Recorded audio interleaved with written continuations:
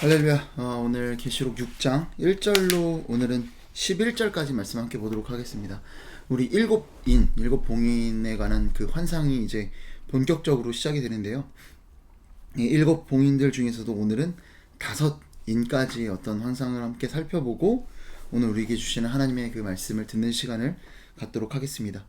이제 본격적으로 이제 일곱 봉인이 풀리는데요. 어떤 식으로 한번 진행되는지 한번 1절 말씀 함께 제가 먼저 읽어보도록 하겠습니다. 1절입니다. 내가 보면 어린 양이 7인 중에 하나를 떼시는데 그때 내가 들으니 네 생물 중에 하나가 우레소리같이 말하되 오라 하기로. 아멘. 그러니까 이 어린 양이신 예수님께서 7인 중에 하나를, 첫 번째 인을 떼시는 거죠. 그랬더니 이 네 생물 중, 그러니까 앞서서 하나님과 예수님을 찬양했던 천상적 존재, 우리가 스랍이라고도 이야기했던 이 천상적인 존재가 말을 하기 시작합니다. 오라라고 하는 거예요. 자, 그랬더니 이제 어떤 일이 벌어집니까? 2절 말씀 보면 흰 말탄 자가 오고 어떤 계시가 나타나는, 성취되는 그런 일들이 있습니다. 이게 반복됩니다. 그래서 정확히 네 번째 인 때까지 네 생물들이 오라 하면 말과 말탄 자가 등장을 하고, 그리고 그거에 따라 어떤 계시들이 성취되는 일들이 나타납니다. 그것들을 우리가 함께 보도록 할게요. 그리고 이 네 인의 어떤 환상은요, 그리고 이 말과 말탄 자들이 등장한 어떤 이야기들은 상호 관계가 연결되어 있습니다. 그래서 많은 학자들은요, 이걸 그냥 단순히 시간 순서대로 흘러가는 어떤 그런 계시라기보다는 어떤 논리적 순서가로 이 계시가 진행되는 것이고, 어떻게 보면 일순간의 일들이 동시다발적으로 일어나는 어떤 그런 환상이다, 계시다라고 그렇게 주장하기도 합니다. 우리 어쨌든 하나하나 보도록 하겠습니다. 첫 번째 인이 떼지고 그 안에 이제 네 생물 중 하나가 오라 하는데 흰말이 있죠. 흰말이 있는데 그 탄자가 활을 가졌고 면류관을 받고 나아가서 이기고 또 이기고 하더라 라고 되어 있습니다. 흰말, 면류관, 이겼다 하면 누가 떠오르시나요? 당연히 그리스도가 떠오를 겁니다. 여러분, 그런데 이 계시록에서 우리가 실수하지 말아야 되는 것 중에 하나가 뭐냐면요, 이 계시록에 보면 사탄이 굉장히 이 적그리스도라고 하죠. 이 적그리스도가 굉장히 이 예수님을 묘사하고 모방하면서 등장을 합니다. 그러니까 이게 정말 예수님인지 아니면 예수님을 모방하는 적그리스도인지를 우리가 분명히 구분을 해야 된다는 거죠. 그런데 오늘 처음 등장하는 이 흰말 탄자 같은 경우는 우리가 충분히 예상할 수 있는 건 이 네 인의 환상이 상호 관계가 있고, 이 네 인의 환상들이 다 어떤 식이냐면요, 뭐 검과 흉년과 사망, 이런 내용이에요. 그러니까 부정적인 어떤 이야기들로 그려져 있다라는 거죠. 그래서 대부분은 이 흰말 탄자를 굉장히 그리스도와 유사하지만 그리스도가 아니라 적그리스도다라고 그렇게 이야기합니다. 저도 충분히 근거 있는 이야기라고 생각을 합니다. 어쨌든 이 흰말 탄자가 활을 가졌고 면류관을 받고 나아가서 이기고 또 이기고 하더라. 결국 이 어떤 시작으로 본격적인 인의 환상들의 계시가 드러나고 나타나기 시작하는데, 한번 계속 보도록 하겠습니다. 둘째 인을 떼시죠. 마찬가지로 둘째 생물이 오라 하니 이번에는 붉은 말이 나옵니다. 붉은 말 하니까 뭐 딱 떠오르는 이미지가 있죠. 피가 있을 겁니다. 그 탄자가 허락을 받아 땅에서 화평을 제하여 버리며 서로 죽이게 하고 또 큰 칼을 받았더라. 어떤 이미지인지 우리가 충분히 예상이 가능하죠. 어떤 서로가 서로를 죽이는, 곳곳에서 전쟁이 나고 서로가 다투는 어떤 내전이라든지 서로의 어떤 민족과 민족이, 나라가 서로를 상대하며 전쟁하는 그런 장면이 그려집니다. 이런 일들이 성취된다라는 거예요. 자, 그리고 뿐만 아니라 이제는 세 번째 인으로 넘어가 보도록 하겠습니다. 셋째 인입니다. 셋째 인을 떼실 때에 내가 들으니 셋째 생물이 말하되 오라 하기로.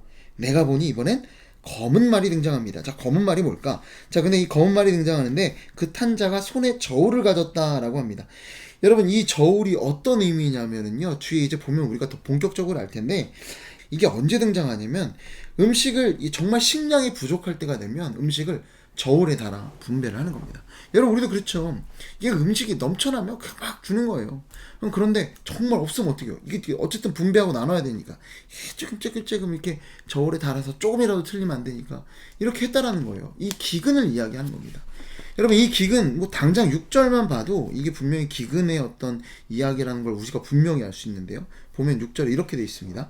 내가 내 생물 사이로부터 나는 듯한 음성을 들으니 이르되 한 데나리온의 밀 한 되요 한 데나리온의 보리 석대로다. 또 감람류와 포도주는 해치지 말라 하더라. 아멘. 이 말씀해 보시면 한 데나리온의 밀 한 되래요. 자, 그러니까 한 데나리온은 어떻게 돼요? 하루치 품삯이죠. 자, 그런데 밀 한 대면은요 1인 하루 식량이라고 합니다. 그리고 보리 석대도 한 가정이 하루 식량 정도 된다고 합니다. 여러분 그러니까 겨우 하루 벌어서 하루 먹고 살까 말까 한 그런 어떤 경제적 사정이었다라는 거예요. 이게 실제로 당시 로마 제국 평균 가격의 8배에서 16배 가격이라고 합니다. 그러니까 엄청난 그 생필품의 가격이 이렇게 뻥튀기 되어 있는 그런 상황이었다라는 거죠. 자, 그런데 여기 보면 말씀을 보면 감람류와 포도주는 해치지 말라 이렇게 돼 있어요. 감람류, 그리고 포도주. 여러분 이거 뭘까요? 여러분 감람류랑 포도주는 생필품에 해당할까요? 그렇지 않죠. 여기 등장하는 밀이나 보리 같은 경우는요 당장 먹고 사는 문제와 직결된 생필품입니다. 자, 그런데 감람류와 포도주는 뭐예요? 사치품에 우리가 속하다고 우리가 볼 수 있다라는 거죠. 여러분 그 얘기는 뭐냐면 이 말씀이 이 어떤 세 번째 인의 환상이 우리에게 시사하는 바는 뭐냐면 당시에 서민들은 굉장히 고통받았지만 정작 부자들은 어땠다? 아무렇지 않았다. 그럼 감람류와 포도주를 사용했던 그 사치품을 쓰고 그랬던 부자들에게는 어떠한 타격도 있지 않았다라는 것을 이야기하고 있는 겁니다. 여러분 어떻게 정말 이 기근이 벌어졌는데 부자는 아무 문제 없고 가난한 사람들은 힘들고 어떻게 이런 일이 벌어질 수 있을까요? 여러분 이거는요 그야말로 불의가 판쳤다라는 거예요. 부익부 빈익빈이 정말 판치는 그런 세상이 이게 벌어지고 있다라는 겁니다. 정말 불의로 부자들이 가난한 사람들의 어떤 것들을 착취하는 일들이 벌어지는 그런 어떤 현상을 불법과 불의가 난무하는 그런 현상을 우리에게 나타내주고 있는 겁니다. 자, 이제는 이제 네 번째 인으로 가봐야겠죠. 7절로 가면 넷째 인을 떼실 때에 내가 넷째 생물의 음성을 들으니 말하되 오라 하기로 계속 반복되는 겁니다. 이제 네 번째 생물이 끝나겠죠. 자, 그런데 내가 봄에 청황색 말이 나오는데 그 탄자의 이름은 사망이 돼요. 음부가 그 뒤를 따르더라. 여러분 그래서 이 말씀 뒤로 보면 또 이렇게 돼 있어요. 그들이 땅 4분의 1의 권세를 얻어 검과 흉년과 사망과 땅의 짐승들로서 죽이더라. 여러분 검 어디 나오나요? 아까 둘째 생물이 등장할 때 서로 죽이게 하고 큰 칼을 받았던 그 이야기가 나오죠. 자, 그리고 흉년 아까 기근, 그러니까 검은 말이 등장했을 때 기근으로 인해서 한 데나리온의 밀한대요, 한 데나리온의 보리 석대, 감람류와 포도주는 해치지 않는 그런 어떤 불의한 일들이 있었다라고 했습니다. 그 결과로 사망이 나타났다라는 거예요. 이게 논리적으로 이런 식으로 이어지고 있다라는 것을 이야기하는 겁니다. 결국 오늘 말씀을 통해서 보시면 어떤 일들이 나타난다라는 거예요. 사람들이 서로가 서로를 죽이고 이게 정말 물리적으로 정말 이 어떤 생명을 끊는 그런 일들이었는지 서로가 서로를 공격하는 그런 일들, 갈등의 상황이었는지는 정확하진 않지만 이런 일들이 있었다라는 겁니다. 뿐만 아니라 부익부 빈익빈의 어떤 그런 현상들, 부자들은 문제가 없지만 가난한 사람들이 정말 피폐한 그런 삶을 살게 되었다라는 거, 그 결과로 사망에까지 이르는 그런 말씀을 볼 수 있습니다. 여러분 그런데 말씀해 보시면 이 8절에 땅 4분의 1의 권세를 얻었다라고 해요. 이거 뭘 이야기하는 걸까요? 땅 전체에 나타났던 문제는 아니라는 겁니다. 그러니까 어떤 전 지구적인 일이라기보단 어떤 소규모는 아니겠죠. 대대적인 어떤 그런 혼란과 환란과 어려움과 그런 것들이 있었지만 이것이 전 지구적이진 않았다는 것을 이야기합니다. 여러분 이게 최후의 심판처럼 보이시나요? 아닌 것처럼 보이죠. 저도 이 구조 분석을 보시면 나중에 보시면 여기는 저는 이 교회 시대에 대한 이야기로 봅니다. 결정적인 이유는 이제 다섯째 인을 통해서 우리가 알 수 있어요. 다섯째 인을 뗍니다. 자, 그런데 이렇게 나와요. 내가 보니 하나님의 말씀과 그들이 가진 증거로 말미암아 죽임을 당한 영혼들이 뭘까요? 하나님의 말씀과 증거로 죽임당한 영혼. 누구를 이야기하는 거겠어요? 여러분 정말 이 말씀대로 박해받고 죽어 정말 상을 받은 그런 그리스도인에 대한 온 성도들에 대한 이야기지 않겠습니까? 그 영혼들이 어디에 있다? 제단 아래에 있다. 이 제단이라는 것은 곧 보좌와도 하나님의 보좌와 곧 이 제단과 같이 있거든요. 함께 보좌 위에 앉은 것을 상징하기도 하고요. 뿐만 아니라 그들의 죽음이 희생적인 죽음이었다는 것을 상징적으로 우리에게 이야기하고 있는 겁니다. 왜? 제단은 제물이 드려지는 곳이기 때문에 다른 어떤 우리 인간의 어떤 죄를 대신해서 제물이 죽는 자리잖아요. 그렇기 때문에 어떤 희생적 죽음이었다. 그들의 어떤 죽음의 숭고함에 대해서 이야기하고 있는 겁니다. 자, 어쨌든 그런 어떤 이 성도들 억울하게 정말 박해받아 죽임당한 고난당한 영혼들이 제단 아래에 있는데, 자, 그런데 10절에 이렇게 나옵니다. 큰 소리로 불러 이르되. 누가 부르겠어요? 제단에 있는 영혼들이겠죠. 제단에 있는 영혼들이 부르는데, 거룩하고 참되신 대주제여, 땅에 거하는 자들을 심판하여 우리 피를 갚아주지 아니하시기를 어느 때까지 하시려 하나이까 하니. 아멘.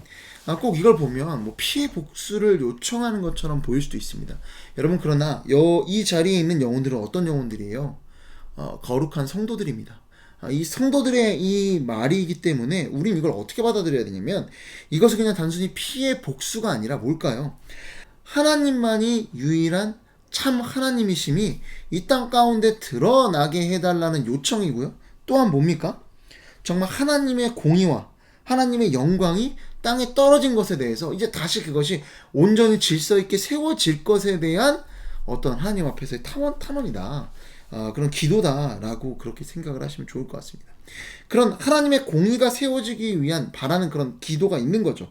자, 그러니까 결국 이건 누가 바라는 거예요? 성도들의 바람인 거예요. 이 땅을 향한 심판은 성도들의 바람인 겁니다. 하나님의 공의가 세워지는 것, 하나님이 이 땅에 오시는 그 놀라운 하나님의 역사가 바로 이 성도들의 바람이라는 건데, 자, 그럼 이 바람이 이루어질까? 11절 말씀에 이렇게 기록하고 있습니다. 각각 그들에게 흰 두루마리를 마귀를 주시며 이르시되 아직 잠시 동안 쉬되 그들의 동무 종들과 형제들도 자기처럼 중임을 당하여 그 수가 차기까지 하라 하시더라. 아멘. 자, 여러분 뭐라고 하나요? 아직 11절에 아직 잠시 동안 쉬되, 완전한 쉼이 아닙니다. 영원한 안식은요, 마지막 때에 나오는 건데, 예수님 오시고 완전한 안식이 아니에요. 영원한 안식이 아니에요. 잠시 쉬는 건데, 그들의 동무종들과 형제들도 자기처럼, 누구예요? 예수 그리스도처럼 죽임을 당하여 그 수가 차기까지 하라. 이 뭐예요? 여러분, 때가 됐다는 건가요? 안 됐다라는 건가요? 안 됐다라는 거예요.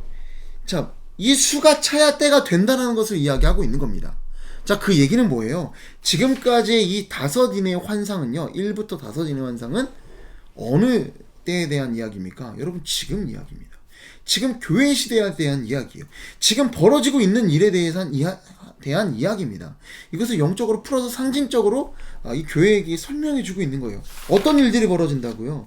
서로가 서로를 죽이고 갈등하고, 뿐만 아니라 그냥 단순한 흉년이 아니에요. 어떻습니까? 부익부 빈익빈의 현상. 정말 이 힘을 가지고 있는 자들, 이게 단순히 부자라고 말한다면 오해가 있을 수도 있을 것 같아요. 힘이 있는 자들이 힘이 없는 자들을 착취하는 그런 불의한 세상, 그리고 그로 인한 어떤 사망과 이런 고통이 그렇게 넘쳐나는 세상인데, 이게 언제라는 거예요? 지금 교회 시대에, 우리가 살아가고 있는 이 시대에 벌어지고 있는 일이라는 겁니다.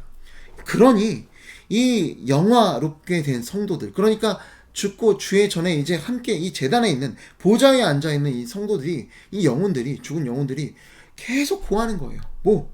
하나님께서 공의롭게 이 땅을 심판하여 달라고 외칩니다. 여러분, 그런데 하나님께서 뭐라고 말씀하십니까?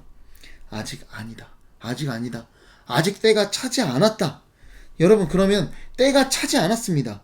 어떻게 해야 때가 차고 우리가 성도들이 그토록 바라는 그 때가 올까요? 여러분, 11절 말씀입니다. 다시 한번 읽어드리겠습니다. 중반절부터. 아직 잠시 동안 쉬되 그들의 동무 종들과 형제들도 자기처럼 죽임을 당하여 그 수가 차기까지 하라 하시더라. 아멘. 여러분, 뭐가 필요한 거예요?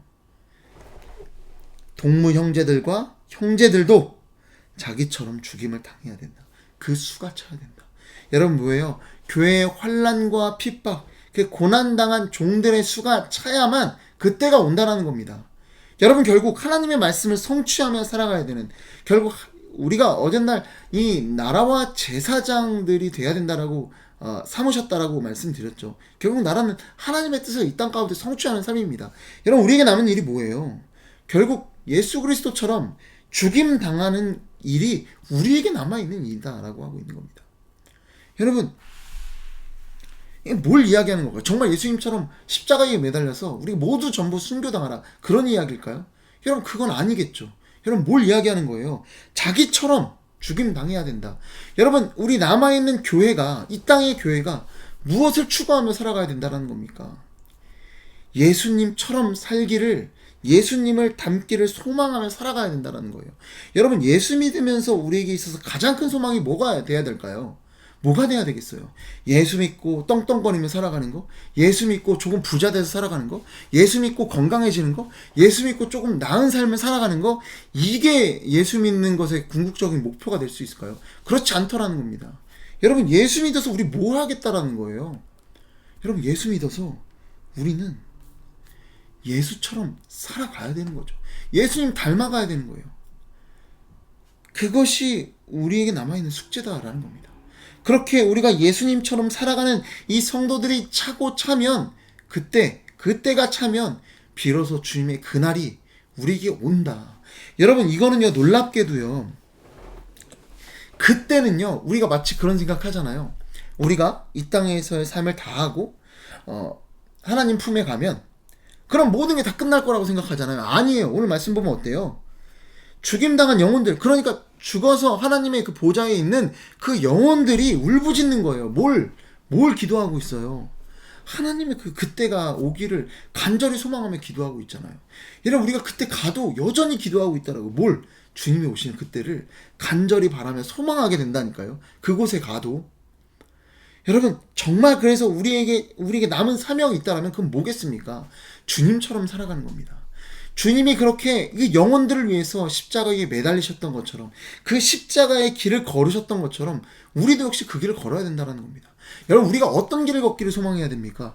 탄탄대로를 걷기 소망하세요? 정말 세상이 정말 부러워할 만한 그런 길을 걷고 싶어 하십니까? 아니요. 우리는 십자가의 길을 소망해야 되는 사람인 줄로 믿으시기 바랍니다. 여러분 그게 우리 목적이 돼야 돼요. 여러분 얼마나 여러분 그렇게 못 살았으면 그 땅에서 얼마나 그거에 대해서 땅을 치며 후회하겠습니까?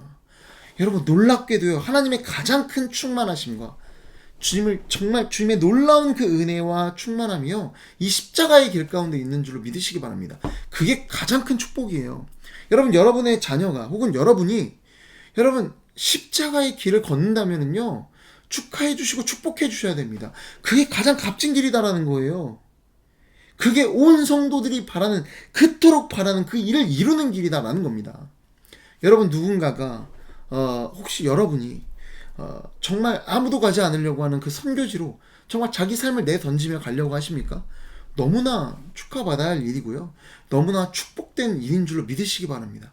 여러분 저도 교회를 개척했지만 누군가 개척을 하려고 하고, 또 뿐만 아니라 개척하는 그 교회에 함께 가서 그 개척교회를 위해서 뭔가 헌신하고 무언가를 하겠다라는 그런 다짐이 있다면 그거야말로 축복받을 일이죠. 십자가의 길을 걷으려고 하는 것, 정말 모두가 나서지 않으면 그 좁은 길로 가려고 하는 그 행동들 앞에 우리가 기도해주고 우리가 축복해주고 그 길 가운데로 함께 나아가기를 소망해야 될 줄로 믿으시기 바랍니다. 여러분 우리 모두가 해야 될 일이에요. 우리 모두가 개척해야 된다, 우리 모두가 중동의 선교지로 정말 총알받 나가야 돼, 그런 말은 아니겠죠. 하지만 우리 모두가 각자의 자리에서 혹은 가능하다면 그 길도 가야 하는 겁니다. 피하지 마세요. 혹여라도 난 나이가 있는데, 아니요, 나이가 많아도 가실 수 있어요. 모세는 80에 부름받았잖아요. 선교지에 나갈 수 있습니다. 내가 무슨 개척할 수 있어요. 개척교회 가서 섬기는 일도 가능하겠죠. 정말 하나님 나라를 위해서 정말 죽기까지 드려지는 예수 그리스도의 그 십자가의 길을 나도 따르겠다라는 그 결단과 그 결심이 우리 안에 나타나기를 소망합니다. 그게 뭐라고요? 온 성도들의 소망이다. 이것을 잊지 않는 저와 여러분 되기를 소망합니다. 기도하겠습니다. 사랑과 내가 풍성하신 아버지 하나님, 오늘 이 5인의 환상을 통해서 정말 이때에 나타나는 이 고통스러운 상황들에 대해서 살펴봤습니다. 그리고 이런 상황 가운데 주님의 심판이, 주님의 이 땅에 오심이야말로 모든 문제를 해결하는, 그리고 온전한 하나님의 다스림과 하나님의 공의가 세워지는 역사인 것을 오늘 말씀을 통해 배웁니다. 그러나 그 일들이 오기까지 형제들도 자기처럼 죽임을 당하여 그 수가 차야만 한다는 것을 말씀을 통해 깨닫습니다. 주님, 이제 우리의 소망은 주님 오시는 그 일에 달려있다는 것을 오늘 말씀을 통해 깨달았으니 그 일이 오기 위해 나도 주님처럼, 예수 그리스도처럼 죽임당하여 그 수에 들어가기로 결단할 수 있는, 정말 예수님처럼 살아가는, 예수님을 닮은 삶을 살아가기를 소망하고 바라는 우리 모두가 될 수 있도록 주님께서 역사하여 주옵소서. 이 모든 말씀 사랑이 많으신 예수 그리스도의 이름으로 기도드립니다. 아멘.